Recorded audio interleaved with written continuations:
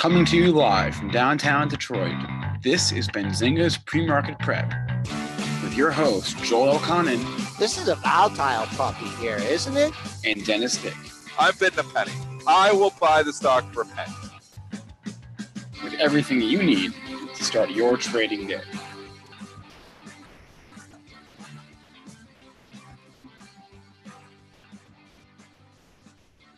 Good morning, everybody. Welcome to this Wednesday edition of Benzinga's Pre-Market Prep. Spencer Israel here with Joel Elconin and Dennis Dick.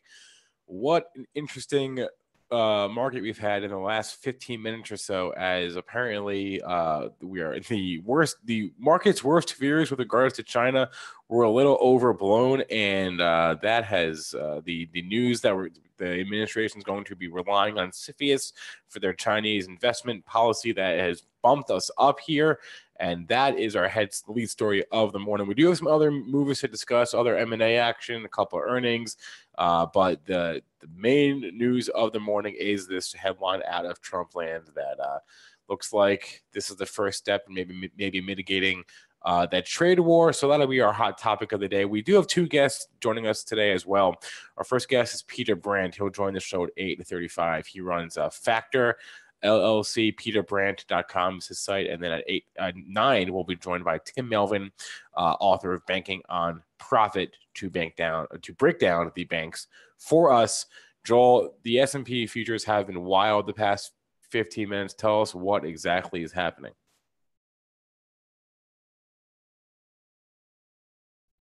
You're on mute, though. We've already had a 27-point range in the S&Ps. Big break overnight. You can attribute it to maybe China or a negative article by some hedge fund calling for a 2008 scenario. We went all the way down to 27.0550. Caught a rebound in the middle of the night, and actually we were just drifting lower again. And then Trump, not a tweet, but an announcement that they're going to use CFIUS perhaps to handle some of the technology trade disputes. We went green on the session, did not make a new high. With all this volatility, folks, I'm just going to concentrate on the close today, 28 or close from yesterday. We hold that. We could go continue to go green. Yesterday's high, 27.35 and a quarter. Crude continues its big boost up 72 cents at 71 and a quarter. No major resistance until you get up to 71.73. That was a May high. Gold just sitting here at 12.60.70, up 80 cents, and silver up 9 cents here at 16.34. Triple D, you had to get caught in that tweet. I mean, there is no way that you could have reacted. That was unbelievable. Well, it wasn't a tweet. It was just from the White House, a message from the White House. What was it again here, Spencer? What is the message? They're basically going to came out 7:45. Yeah, they're going to be increasing the power of CFIUS, the Committee for Foreign Investment in the U.S. Going to be deferring to that for their policy with regards to Chinese or foreign, but mostly China investment in the United States, and so they're going to defer to whatever CFIUS says, increase their power, and not so much rely on, take it on a case-by-case basis with Trump, but deferring to them, which is definitely a positive sign for people who wanted not so strict restrictions on how or what China can invest in the U.S. And that headline, we were down 20 handles. And I'm sitting here at my desk. It's like 7:43.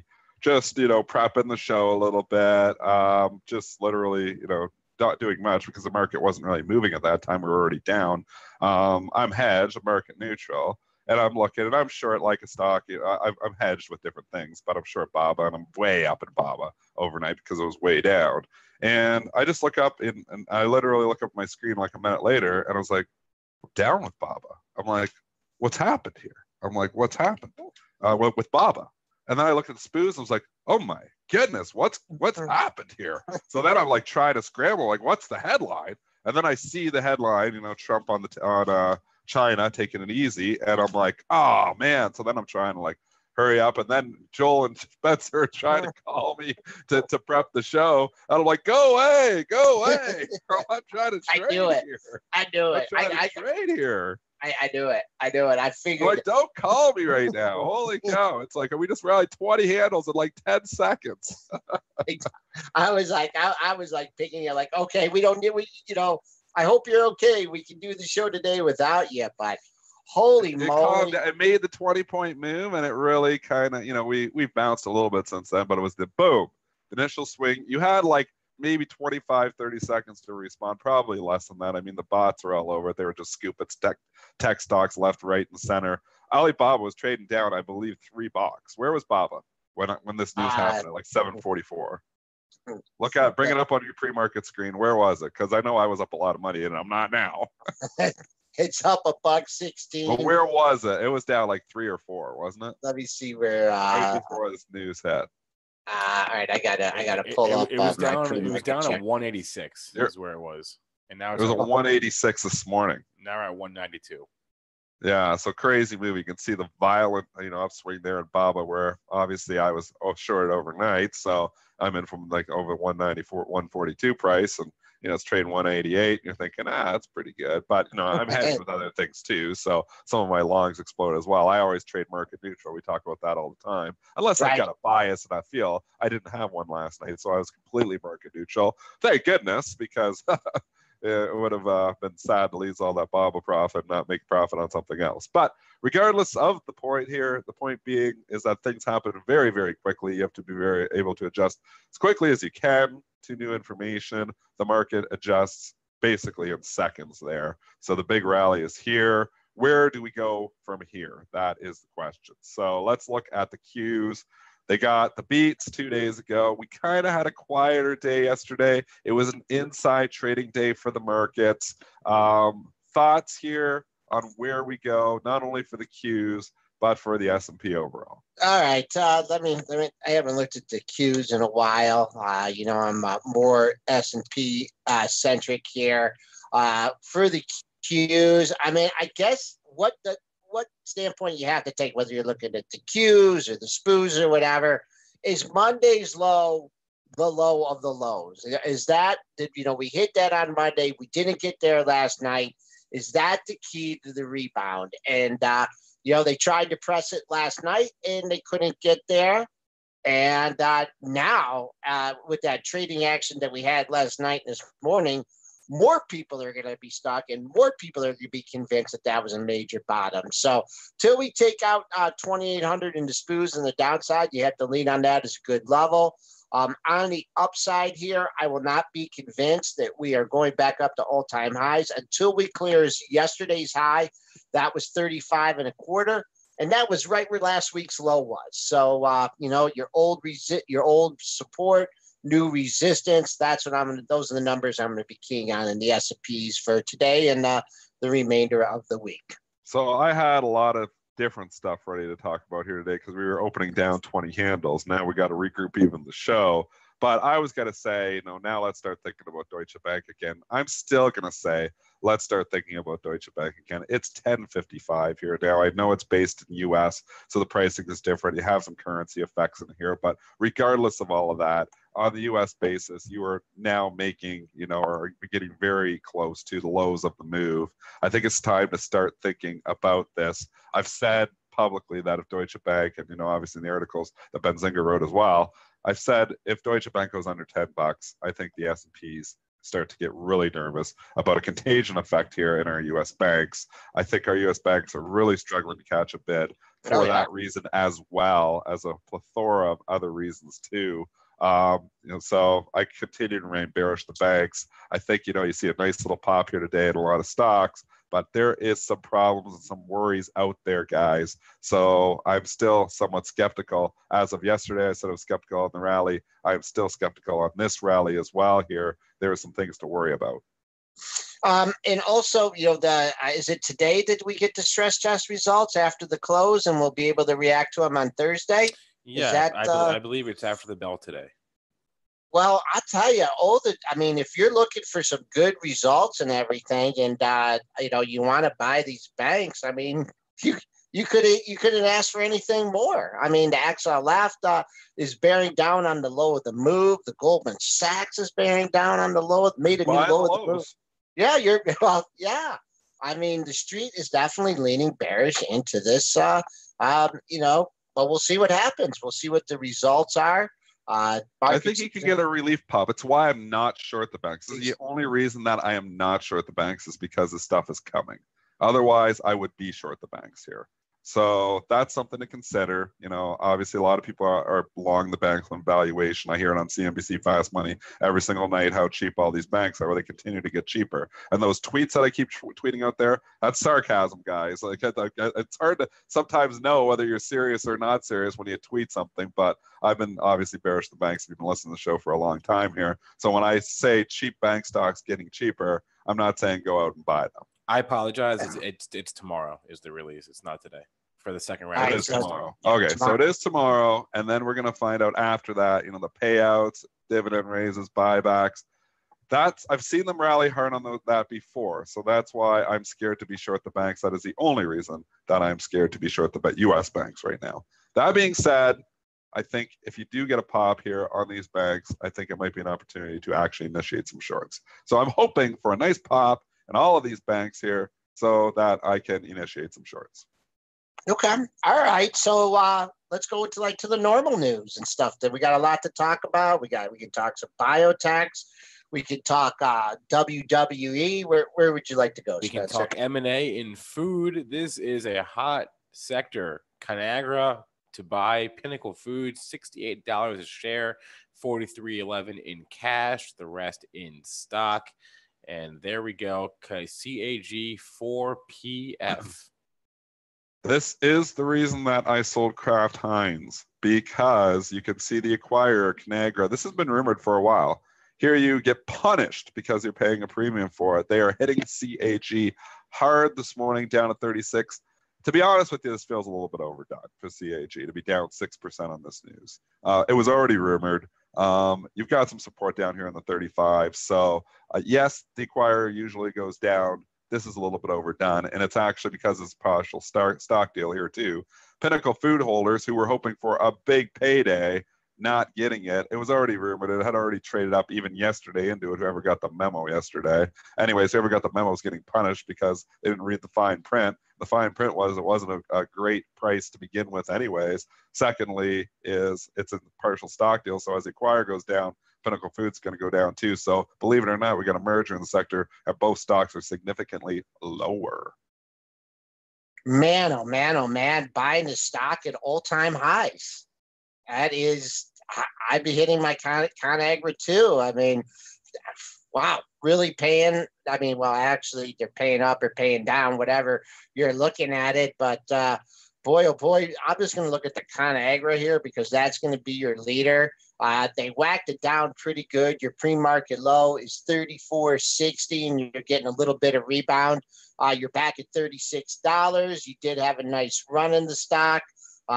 All kinds of support, not all kinds of good support at $35.76. That was your May 4th low. Jump over here, a couple other stocks to talk about this morning. We had merger land, but we've also had earnings from a couple last night. We might as well get the earnings out of the way. Let's go to Sonic from last night. It is trading down significantly. Your burger joint there after a ridiculous, and I want to say an absolutely ridiculous run up into this earnings. Stock was $24 3 weeks ago. $36, up 50% in 3 weeks. That's the kind of stock I do not want to hold into an earnings report. Anyways, it's pulling back here this morning. We are down 7% here. Spencer, details for SONC. Well, it wouldn't have been so bad if they blew the numbers away, which they did not. Q3 EPS beat by 3 cents, 52 versus 49 cents. Sales of 118 million, 0.3, which is basically in line with the estimate. Comps for the quarter were down 0.2%. The fiscal year EPS guidance, the range was narrowed, but still in line with the estimate. So in line pretty much across the board. It's not good enough when you run up 50% in 3 weeks. So we're giving back a little bit of that run here this morning, but putting in perspective, I mean, this has been an incredible run. Why did Sonic run up that much? That's, my question here, because this is the biggest run up for Sonic that I think I've seen. I could go back 10 years. I've never seen it run up 50% in 3 weeks. Never. So why? Why is the question? Was there like rumors or something that somebody's going to buy them?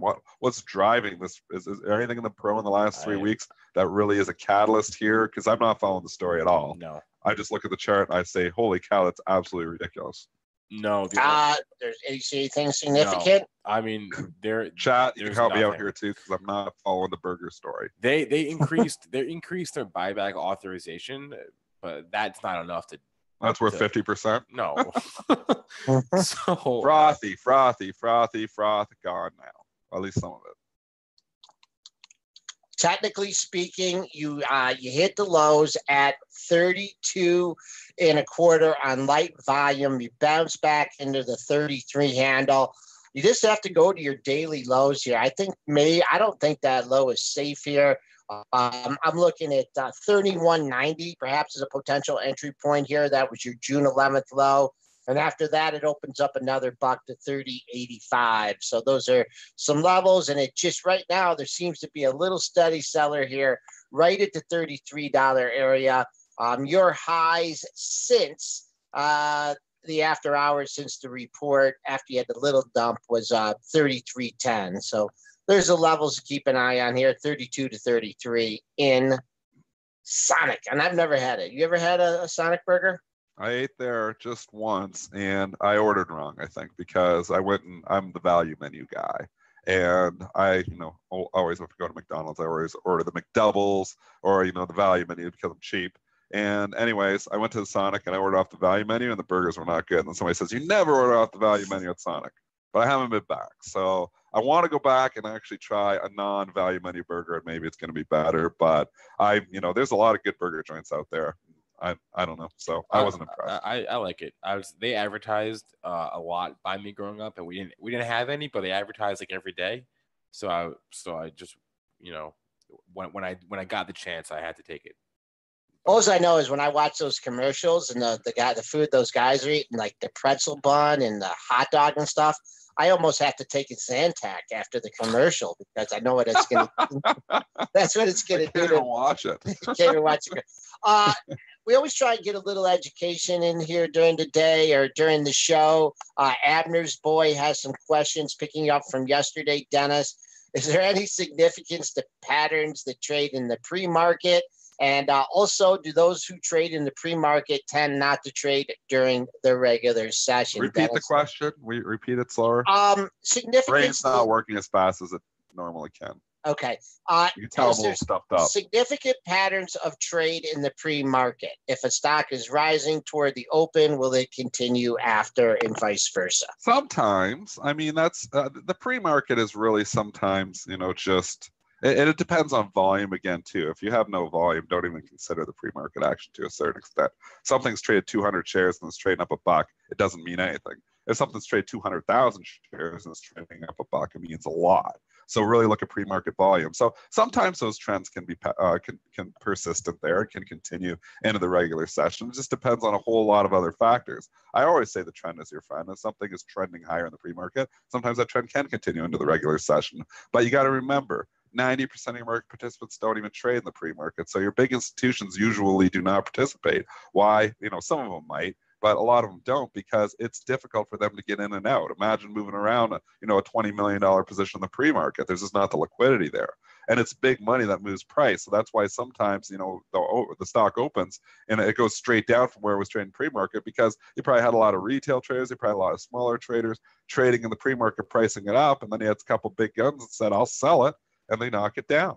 And that's the difference. So volume is very important to consider if you're looking at the pre-market action, but also, consider that institutional traders usually are trading during the regular session because they need the liquidity. Yeah, just move price.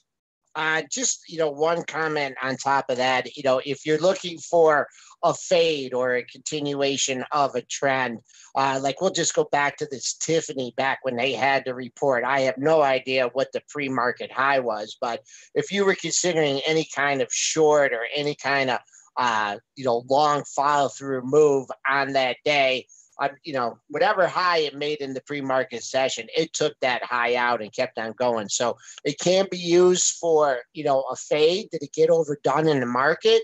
Or it could be used for a continuation move. And Tiffany was an example of a continuation move. And then Dennis picked up a good one yesterday. I believe it was FactSet. That was trading lower in the pre-market. Dennis didn't like the chart, thought there'd be continuation, and it ended up closing right near the lows of the session. So not necessarily having the trade to put bids and offers out, but look at those levels before the open and then look for continuation. It's more information, and you just got to take it with a grain of salt because there's a lot of other information that's going to come after 9:30. I mean, something just trending higher on light volume might not mean much. Something trending higher on a lot of volume might mean a lot more. So I definitely would look at volume when you're trading pre-market and use that as an indicator. And then just know your news. I mean, sometimes, I like to think of myself, as somebody who incorporates technicals, but also incorporates a lot of fundamentals as well. You think logic. I try to trade off logic. And if I think, I try to think what the crowd is doing, how the crowd's going to interpret that headline. And if the crowd's going to interpret it in a positive manner, maybe I'm going to be coming out and buying the stock. If the crowd, I believe, is going to interpret it in a negative manner, I might be selling it. So you've got to just, read the headline to a certain extent too. Sometimes there's some whipsaw action chopping around, but when the dust settles, usually, sometimes things trade off logic. Sometimes they don't trade off logic too, but it's all just more tools in your toolbox. And pre-market action is another tool in your toolbox. And then the other question, Dennis, was: are you eyeballing IQ or HUYA at all for re-entry? They're all broken. So yeah, you've had a bounce off those things, and yes, okay, you've got a tradable bottom here now. You could say IQ $30 the other day. If you're going long these things, I would not want them to make new lows on the move. So, but I think it's a more difficult trade now. The trend is broken. Yeah, you had this huge rise in HUYA. Now you've had a huge fall where it's basically lost 20 points, 5 sessions. Can it bounce? Sure, it can, but it's not as easy to predict here now, where before I felt like, the trade was a little bit more easy to predict. So that's a difference, and that's where I'm sitting now is I'm just on the sidelines on those stocks because it's not as easy to predict the next move. Since my first attempt at shorting IQ was unsuccessful, I'm going to... Well, it was successful. You just have the scalper blood in you for taking the profits too soon. Squeeze that scalper blood out. So I still have the same problem. So what I'm going to be looking for here is, what did you have? An all-time high here at 46.23, and you had a breakdown, let's call it 33 13-point move, 6.5 of that. That would take you up to like 38 and a half, anywhere near that area. You get that, you're kind of on your way here. That 50% retracement, I'll be keeping an eye on that, because if you bought this thing above 40, you're kind of scratching your head and you're thinking, man, if this ever gets back to 40, I am selling. So we'll see how it does on the rebound here. Seeker, another question. I guess we're going to educational segment. He says, and if you listen to the show for a long time, I say a lot of things. He says, you're looking to trade with the crowd or against the crowd, because he says, I thought we like to avoid the crowd. I like to avoid crowd. I like to predict where the crowd is going. So if I think a trade is crowded, yes, absolutely, I go the other way. If I think everybody is long a thing, and I think everybody is just too overly bullish, I will want to trade it the other way. But you want to predict to where the money is going. Where is the crowd going? So when you get new news, a new headline, I'm trying to predict, how the market's going to interpret it, because that's where the crowded money is going to go. So that's the big difference here is, I'm not looking to get into crowded trades. And, if everybody's buying, I don't want to be a buyer too. I'm trying to get ahead of it. So when I see new news, new headlines break, I'm trying to predict where the big money, where the crowd is going to go, how they're going to interpret that headline, if that makes sense. Looking for the turn in the market. That's what you're looking for. Okay. All right. I guess we got to go to WWE here. Wow. Put in the chokehold on shorts again here. Spencer, what's the news? Nice pun there. I like it. This was the news that was reported months ago from the Hollywood Reporter that essentially is confirmed this morning that they got a rights deal for SmackDown and Raw with Fox, Fox Sports, and USA Today. The value of the deal over the course of 5 years is a little over $1 billion. This stock just blasted off into orbit on that headline there last night. It continues to run. I actually tried to buy it right off the hop. There's just nothing in there. And I'm like, it started trading 70. I'm like, I'm not paying up $3 for this. I don't like chasing. 74.50. I guess I should have chased, Joel, in this case. Anyways, I would try to go 67, 68. I'm like, there's nothing in there. So there was little chance to, I know maybe 100 shares trade there or something, but there was just nothing in the book. And, then it started trading 70 and 71, started to get more active over that. But by that point in time, we paid up $4 or $5. I'm not trying to anticipate something going up 8. That's what's happened, though. It's continued to go higher here. Big move here for WWE. Just for Abner's boy here. So here's a situation where you spiked all the way to $79. Okay, that's where it's $4 higher. Cow, Yeah, they're crazy. These Momo traders, they go Momo, and then they go no. That's 79. Oops. All right, so 79, and then believe it or not, your lowest level since you hit 79 was 73.14. Or excuse me, we've got a little bit lower than that. We traded down all the way to 71.60, so I would call 71.60 mild support.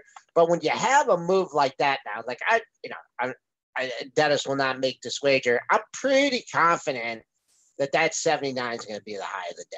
That we might not even see that in the regular session, because first of all, if you bought it up there, you're caught.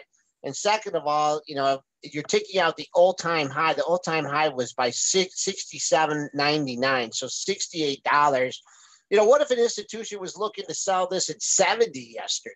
And they see this thing at 75, 76. And this is a hypothetical situation. So we'll see. If it gets up and takes out 79, then congratulations. I'm dead wrong. But I think you're going to find some sellers in this one ahead of that level. I'm not playing it either way here and trying to predict, because I've seen wild things happen in this stock. I mean, this was an $11 stock a year ago. It's crazy the move it's had. I think when you look at it and dust settles, or I guess it was 20. I'm lying. It was a $20 stock. Anyways, it's had an incredible run here. I'm not going to fight it. I'm going with the Nick Shaheen saying, we're giving you lots of credit here lately, Nick, but too high to chase, too hot to short. So I'm out. This is wild, because this news was, it was first reported, like a month ago? And there's one excuse to buy this stock. And today was the confirmation. And, a lot of times you see it, I guess this was not a buy the rumor, sell the news thing, because it is ripping. But the one thing I want to highlight is they were paid for the same properties. Buy the rumor and buy the news thing. For their prior contract, WWE was paid $130 million a year, and they just quadrupled that amount for their new contract. So they quadrupled the amount for 2 of their properties. So, oh my gosh. All right. That's incredible. 828, we're going to imbalance this here in a minute. I want to see them because they're going to be interesting. We're trading flat on the S&P. They were looking for a lead from somebody here to figure out whether we're going higher, lower, left, right. Who knows? Like we said before, we were beat up. Now we've rallied all the way back to flat. If you came in here right now, you're saying, oh, it's a boring day, but it hasn't been a boring morning. This market has been all over the place. There is some other news, though. We had GIS earnings here this morning, Spencer. Give us those numbers as General Mills is catching a bit. Yeah, food is hot. 79 cents. Food is hot. Look at that. I like hot food. 79 cents for, I hope you like a cereal too. 79 cents for 75 cents on General Mills, a 4-cent beat there. Sales 3.89 versus $3.81 billion. The fiscal year organic sales will be flat to up 1% was the range that they gave. The adjusted EPS for the fiscal year will be flat to down at 3%. So nothing crazy, nothing great there on that guidance, but the EPS, they beat on the top and they beat on the bottom. You know why? And just want to go back to Conagra here. Why I like the Conagra pullback to buy more too is because exactly what you said. Food is hot. Here's a stock that is pulling back, a food stock pulling back 5% this morning. Yeah, they acquired, and yeah, there's some going to be some risk arbs and there's some other stuff going on. But I don't know. I think this if you look at this thing in a week or two, I think it could be one that could get the losses back. So I kind of like this Conagra on the pullback here, just because what you said, food is hot right now. I did sell my Kraft Heinz. The reason I sold the Kraft Heinz was because I'm scared if they do end up buying anything, they're going to get hit, just like Conagra got hit. But General Mills is a potential acquirer too. They're a big gun in there as well. So, you could even see something else happen there in the M&A land. I don't think anybody's coming and buying GIS. I think they would be the acquirer in the case. So that's one concern if you're buying GIS up here. But it's a long ways down from where it was. And there's room, there's a gap up here. So hard to really say, oh, I want to short this food stock here, because it has come down significantly from where it was even a year ago. Former high of the move was 46.65. We have eclipsed that, trading up to 47.36, and really have not backed off that level that much. So this one looks like got a little bit more room on the upside. The problem is, if you're shorting this thing here anywhere, what are you going to lead on? Unless you're just saying, okay, I'm going to risk 50 cents to make a buck or something, because you got a gap all the way up to 49.70. So gapping into a gap area. Let's see another one. This is a pretty heavily traded stock. You get a lot of indications from the opening price. Let's see. 2 days ago, it had a 536 open and a 5.25 low. It ended up at 46.01. And then 2 days ago, a 44.95 open, 89 low, and closed at 45.22. So not every day, but that opening print should be important here in GIS. Jump over here to imbalances. GE, which had held yesterday. That was good. Good news, it held. It's up here again this morning. It's catching an upgrade. Oppenheimer upgrade in GE, Spencer? Going off my memory here. It's been like an hour since I looked. But, yep, Oppenheimer to market perform. So it's come up a little bit. You got another vote of confidence there this morning. It's trading up 293,000 shares to buy. You got some institutional action here. Next hurdle is 14. Can it get above 14? Got to 13.94 yesterday. You don't want to see it put a double top in there. You want to see it get above 14 and continue for a 2-day move here, which maybe you're going to get. So I get on board here. I'm not getting on board, but I just for a 2-day move here, I think you're going to challenge maybe the 14 area. Let's see what it does there. Right, and just trading up in the pre-market a little bit. Another day of holding the gains, I think, would be impressive for GE and GE shareholders here. People that are going to, try to think that they could get it back at 13 pretty quickly. Going to have to look. You got a gap between 13.06 and 13.39.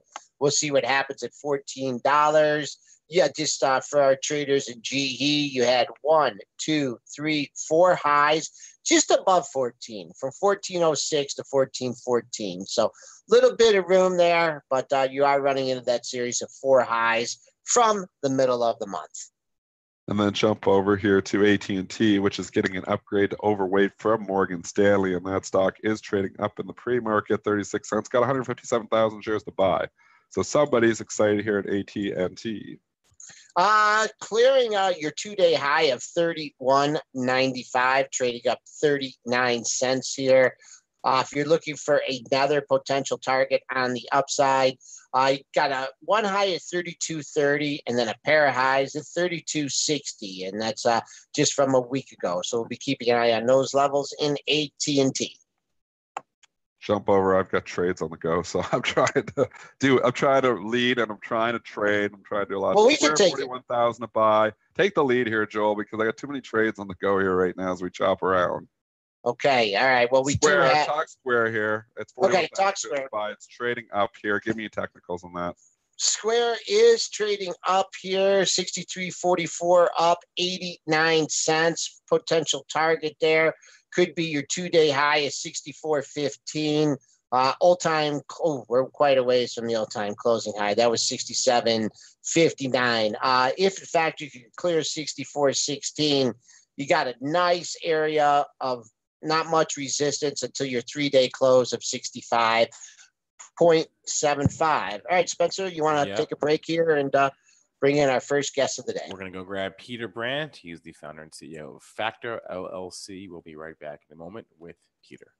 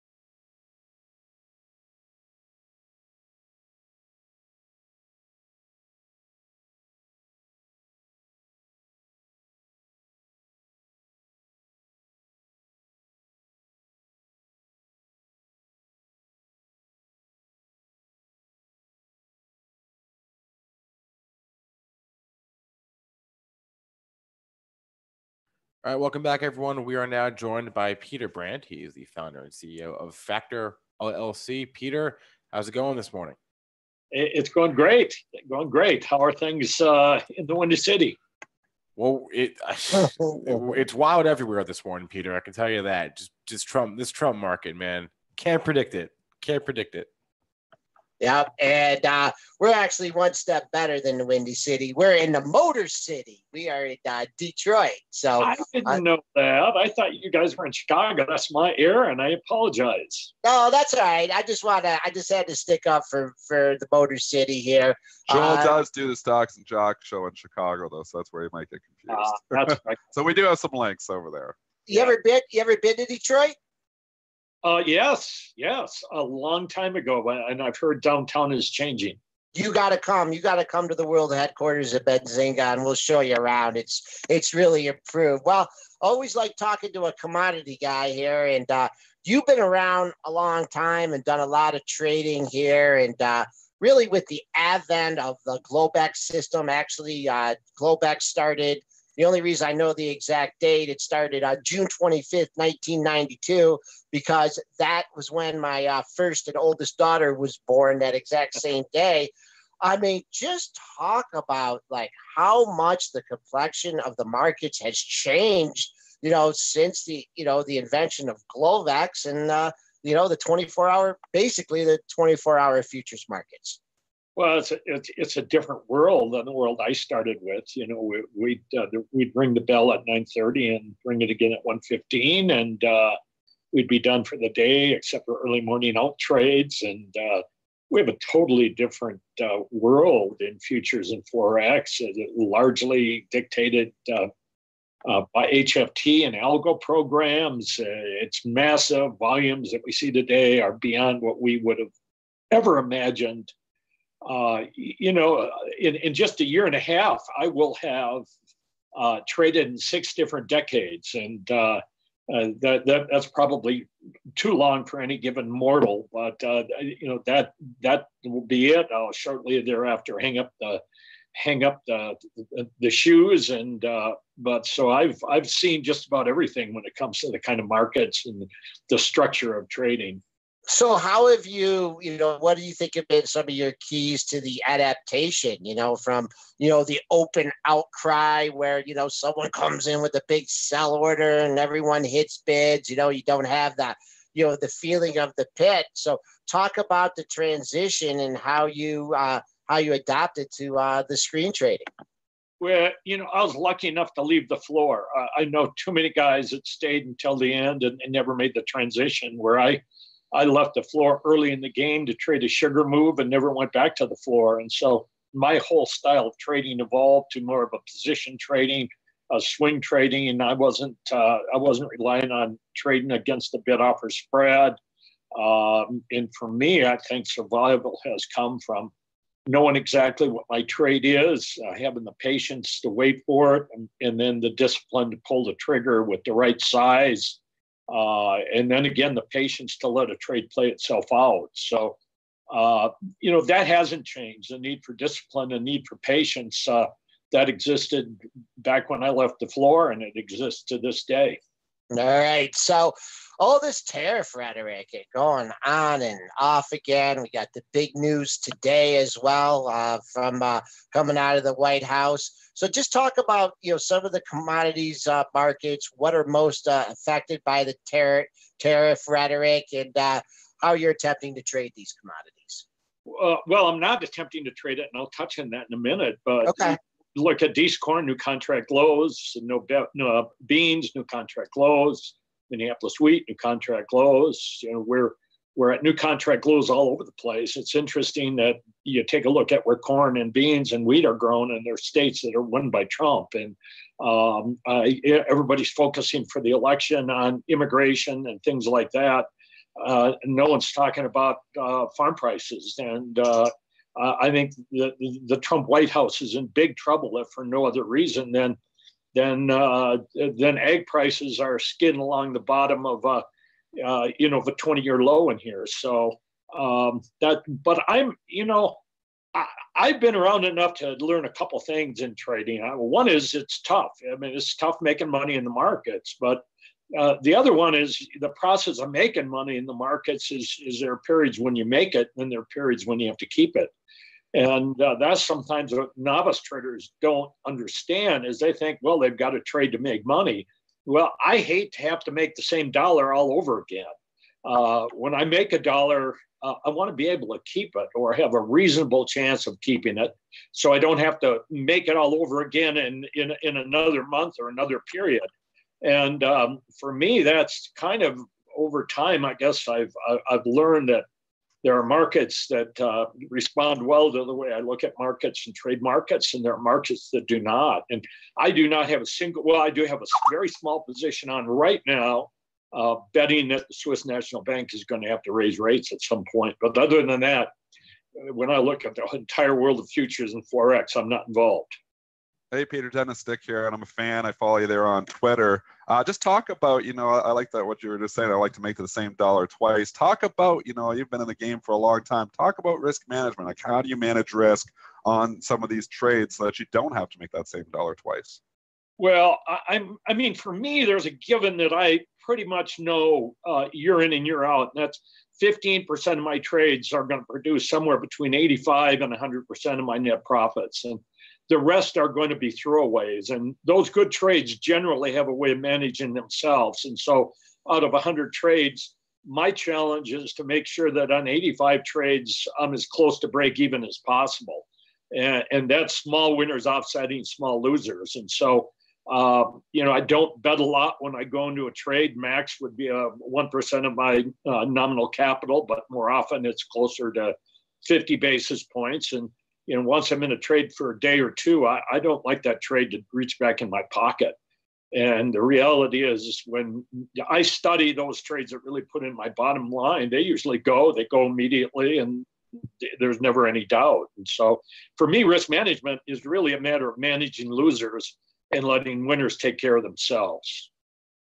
All right, let's talk about those grains, and they're making multi-year lows. I mean, I'm sure there's a lot of people taking stabs at them and trying to pick a bottom in it. For the grains or for other commodities, once they start to go into trend, they really go into a trend. Like, what would you be? What is it? Technical analysis? Are you waiting for some fundamental news, or are you short and just riding them? But how do you pick a turn in some of these commodity markets? Well, I'm not in any hurry to pick a turn. I don't like picking bottoms and tops. I like playing the game between the 30-yard lines, and I'll leave the red zone to other people to attack or defend. And so I'm very comfortable saying I'm going to leave the bottom 10 or 20% to a season's lows and grains and highs to other people, and I'll try to focus on what happens in between. The market has been able to sustain here a couple of interest rate hikes. I mean, we got to historically low levels. So, these bumps from a historical perspective are not that big of a deal. Maybe if you're getting a new mortgage or something, but just want to get your thoughts on the U.S. dollar in direction of an interest rates, and is eventually this rise in interest rates going to take a little toll on the stock market? Yeah, and I disagree with that. I mean, I think if the stock market gets hit, it's not going to be because of rates. I took a mortgage out in 1983 at 14%. I mean, these interest rates are mild. This economy can certainly handle 5-6% T-bill rates. So people are basically bashing the idea that we go a little bit higher in rates, and it's going to take a toll on stock market. I don't happen to buy that, frankly. The history does not bear that out. It does not prove it. But I do not see interest rates going up from where they are right now. My gut feel is that we're going to have a period here where interest rates are going to kind of just inch back a little bit lower. But we have seen the low of yields during this last cycle that began in 1982. The lows are in. We're trending to higher rates. I'm not sure how we get there. I'm not in any hurry to play it. But I do think that we've seen a cyclic change in the direction of yields from basically zero interest rates, zero to negative interest rates in Europe, back toward rates that historically have not been considered high. That's the direction we're going in. I'm not sure that trade is set up for me right today, but it is a trade I'm interested in, and I'm constructive on the U.S. dollar. I'm not in it. I'm not in the trade because I'm just not taking stakes right now. But if I was forced to take a trade in the currencies, it would be some form of long dollar trade. Right, so you got to have a few stocks kicking around in your portfolio, right? Perhaps using your technical analysis techniques and applying them to the stock market. Is there any stocks on the long or short side that would you like to share with us? No, there's really not. I mean, I have stocks sitting in a retirement fund, and those are stocks that, for the most part, I do not enter based on conventional classical charting principles. I tend in the stock market to be looking at stocks that pay dividends and have uptrend. I mean, give me a stock that has a dividend and at least is not in a downtrend. It tends to be a stock that if it's a quality company I own. But for the most part, I do trade stocks in my trading account as well. I don't have a single position on there. Okay. Oh, really? Okay. That's interesting. Just wrap up here with a couple more commodities. Whew. Talk about a market. One gets going in one direction, it doesn't stop. Crude oil market here. Big, always moves off the news, off OPEC here, up 74 cents at 71.27. Any thoughts or projections for this rally in crude oil?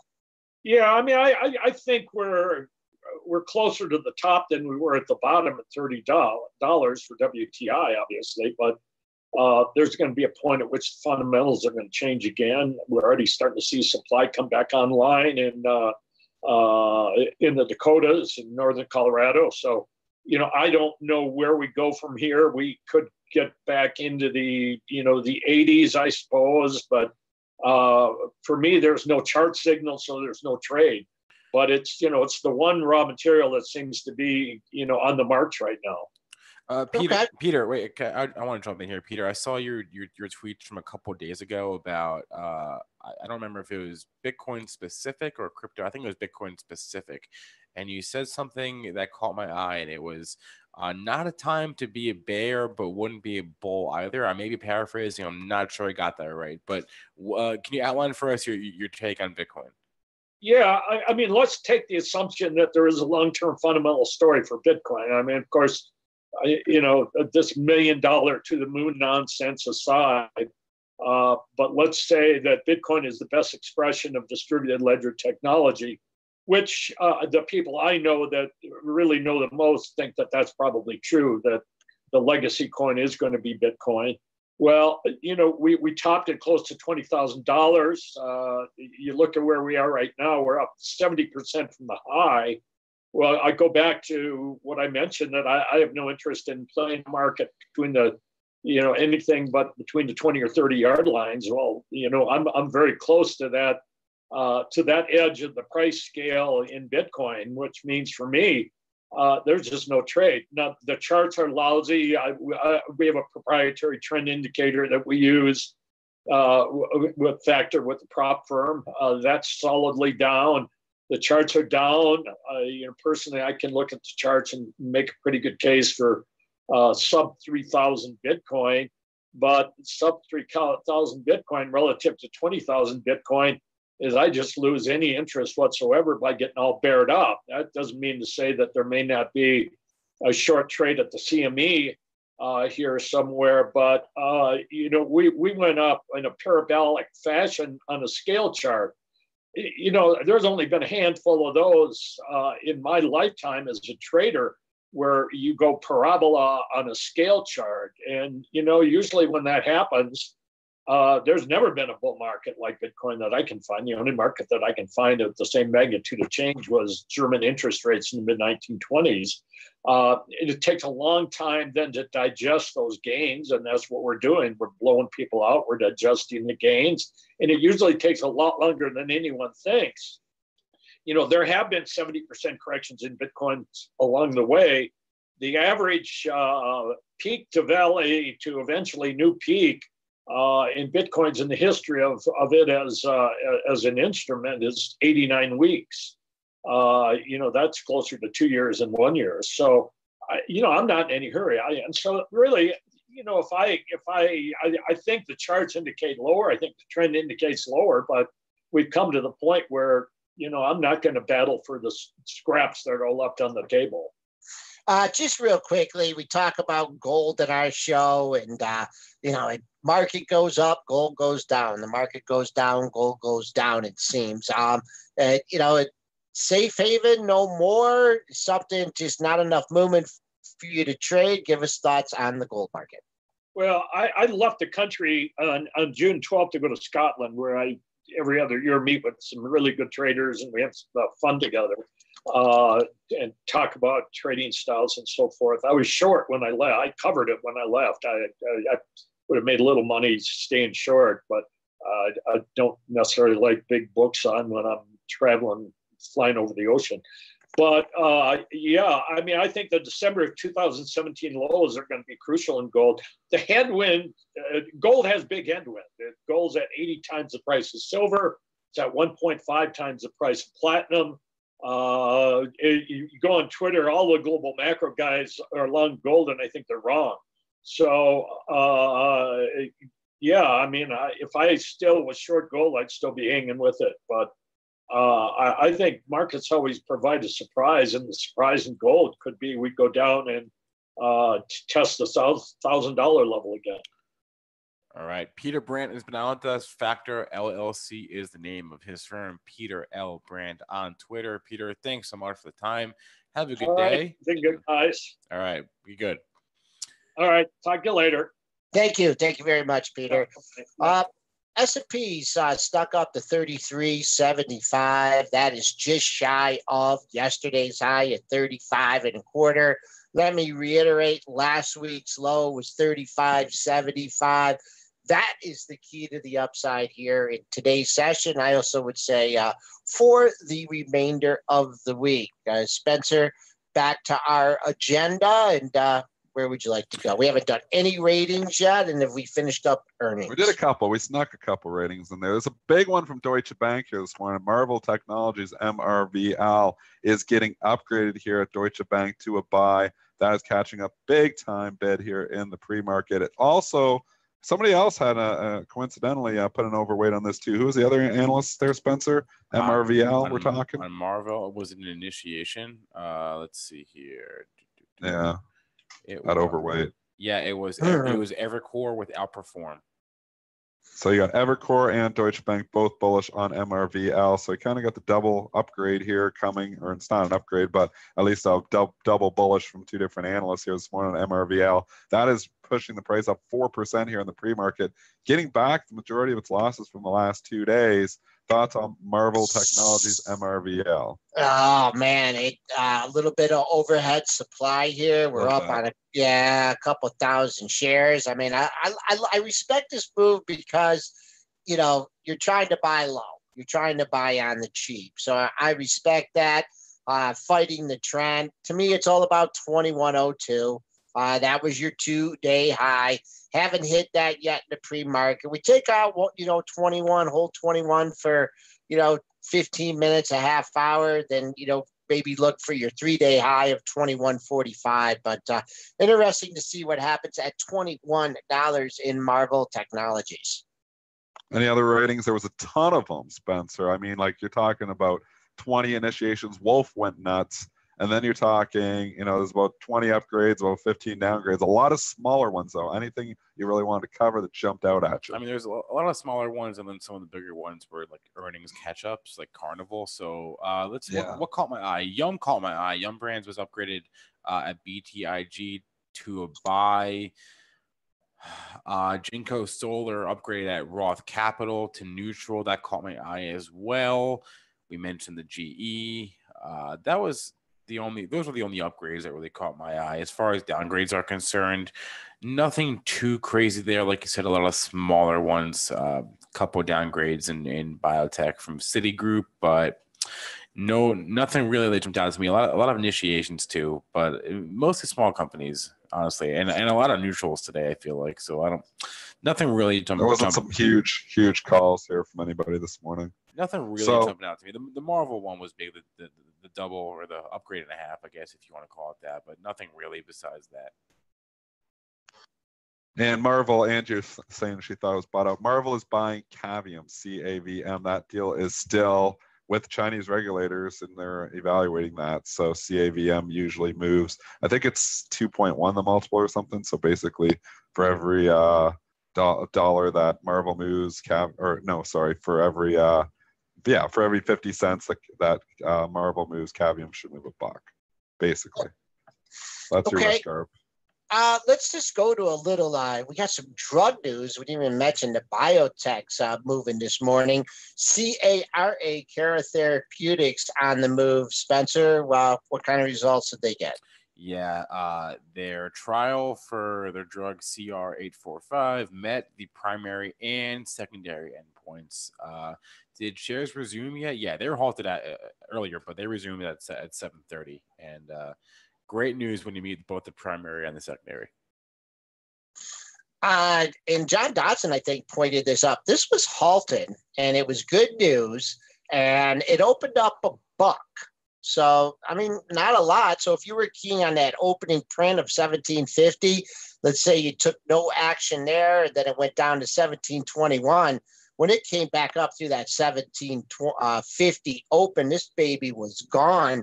Went all the way to $23 even. We're starting to back off a little bit here. So keep an eye on that pre-market high at 23. But this one, if you would have been quick on the trigger here, you could have bought it up only a stick and watch it go to $23. Also, there's some more drug news. I think RKDA is trading up here. That's trading up $1.87.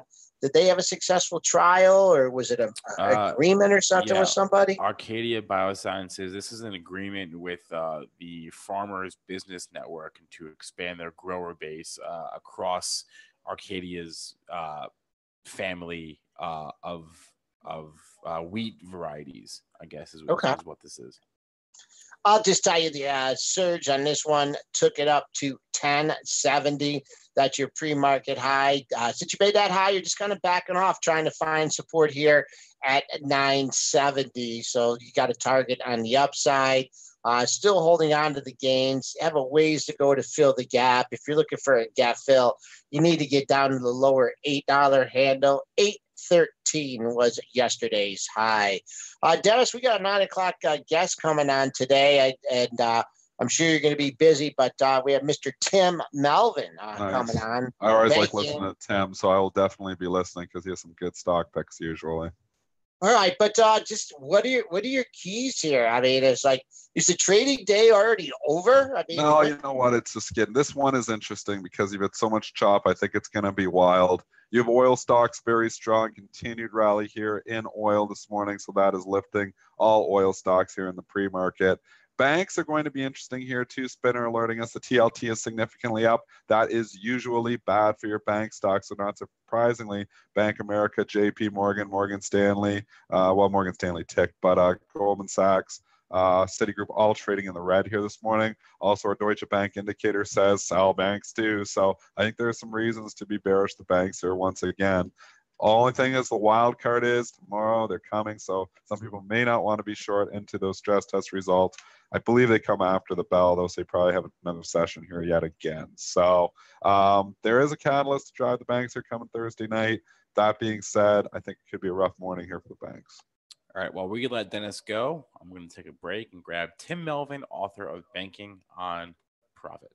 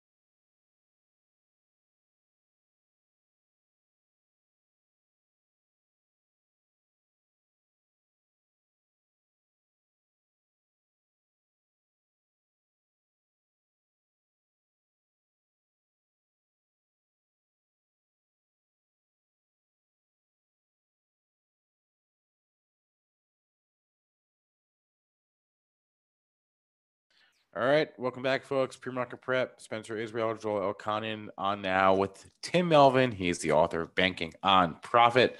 Tim, how's it going this morning down in Florida? Oh, it's fantastic. Nice, hot, muggy start to the day. That's just the way we like it. Easy price to pay for the snow that you guys will get later this year. Okay. I mean, it's a little muggy here right now, too, I suppose. All right. Tim, are you watching, or do you watch the stress test results? Is that something you pay attention to? I know you mostly follow the smaller banks, but does the stress test, is that something that you watch? Yeah, sure. I mean, if you're investing in banks, you have to kind of watch what's going on in the big banks. They are 80% or more of the market. So you kind of need to know what's going on. And, you know, the problems that develop there will eventually spill down to the smaller banks. So, yeah, we keep an eye on what's going on with the stress tests. And we've been watching it very carefully last week. And then, of course, we'll have part 2 of the results tomorrow. And, I mean, these financials have just, peaked in January. I don't know if you want to use XLF or whatever index you're looking at. I know you study smaller banks here, but, the hope is, dividends and increased dividends and buybacks and everything. And if, like, you look at a chart of, like, Goldman Sachs here, I mean, this thing has been basically straight down since January here. Just looking at the big banks in general, have all these interest rate hikes already been, baked into these stocks, or the economy starting to slow down? What are you looking for good news for some of these big banks to have a reversal? For the big banks to have a reversal, I really don't know what it's going to take. We're going to see a lot of dividend and buyback announcements after tomorrow's results because everybody passed, last week when they issued the pass-fail. JP Morgan and Goldman Sachs were close to failing, but they both also questioned the Fed's methods and said they'll be fine when the capital plan results are out today. So business is okay, but where's the growth coming from these giant banks? Because even with the SIFI limit being raised, if you're over 250 million in assets, you can't do acquisitions to grow. The economy, if you look at the long-term estimates from the Fed, you're looking at 2% and below for the next several years. Where's the growth? Okay. So I think that's what the big banks are facing. Okay. Yeah. Just, the economy's humming along, but just not strong enough to validate, higher stock prices. And for me, I mean, I look at the financials, the JP Morgan, your Berkshire Hathaway, Bank of America, those are all big components of the index. So the tech is really led the charge. Talking of the smaller banks now, there's still been, been a little bit quiet with the mergers and acquisitions. Is there any regions of the country here that are catching your attention with some of the regional banks? With the region, I'll give you one big regional that's actually big enough that everybody can trade it. Okay. I think Fifth Third, based in Ohio, and of course branches all over the Midwest. They're the first ones back into the M&A pool once the SIFI limits were raised. I like management there. I always have. Joel, I don't know if you remember, we were actually huge buyers of this back in 2012, 2013.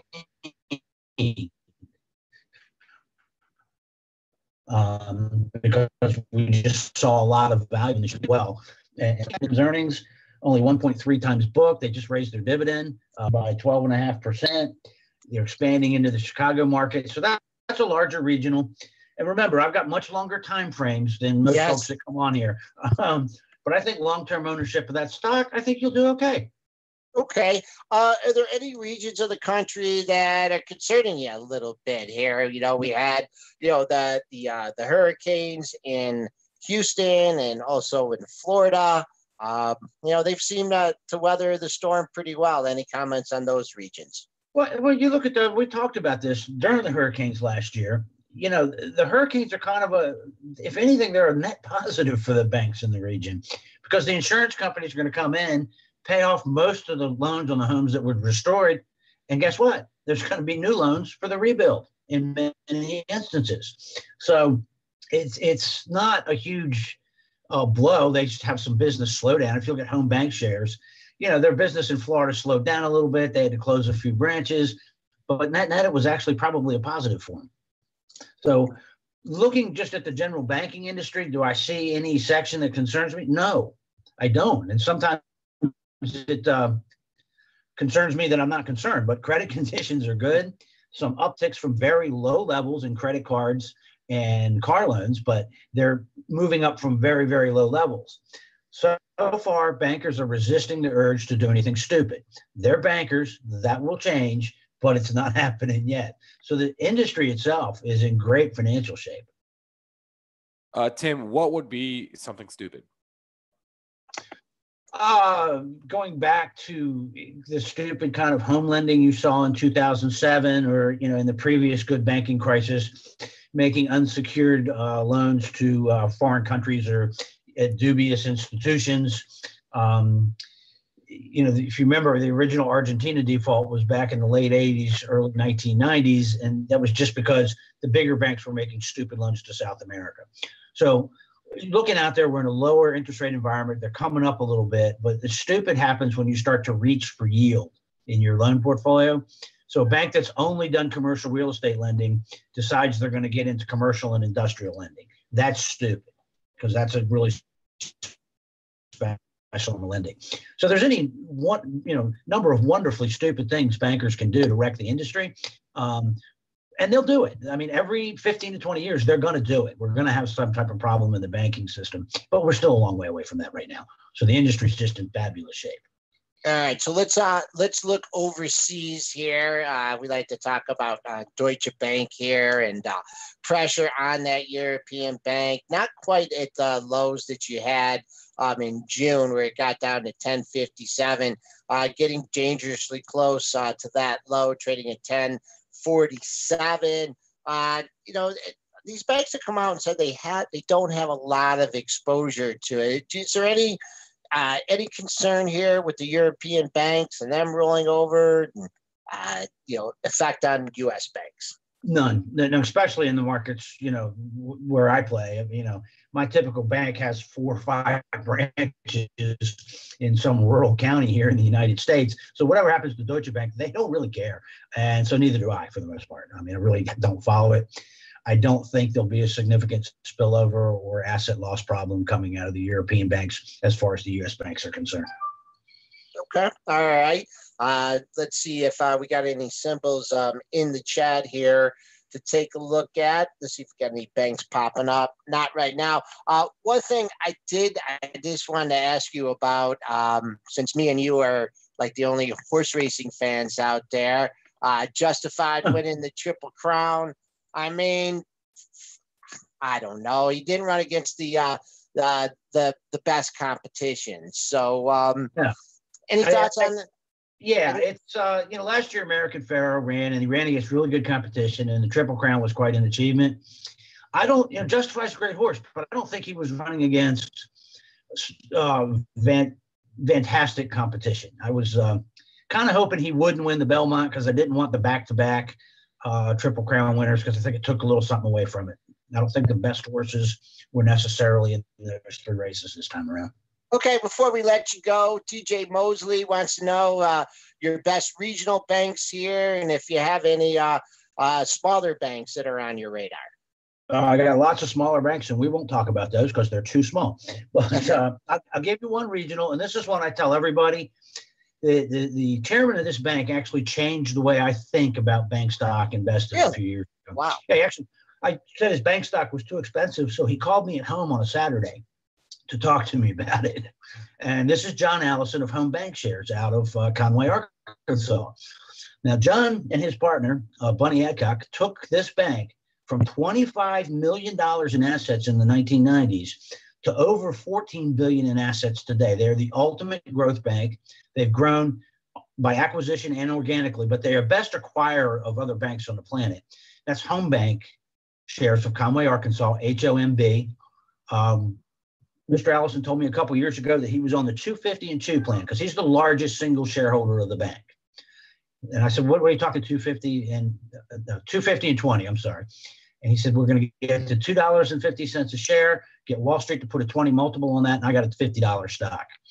I'm not betting against the guy because he's never not accomplished something he told me he would do. So I really think this stock over the next few years is going to double. I've met several members of their senior management. They were trained by John Allison. They think like John Allison, and they don't think of themselves as bankers. They're business people who happen to run a bank. That's the one growth regional that I think really everybody should own. All right, we'll keep an eye on HOMB. Tim Melvin, Banking on Profit is his newsletter. You can get it on marketfy.com. Tim, thanks so much for the time, as always, and have a good rest of the day. Enjoy the day, guys. Thanks for having me on. All right, it's going to be it for us.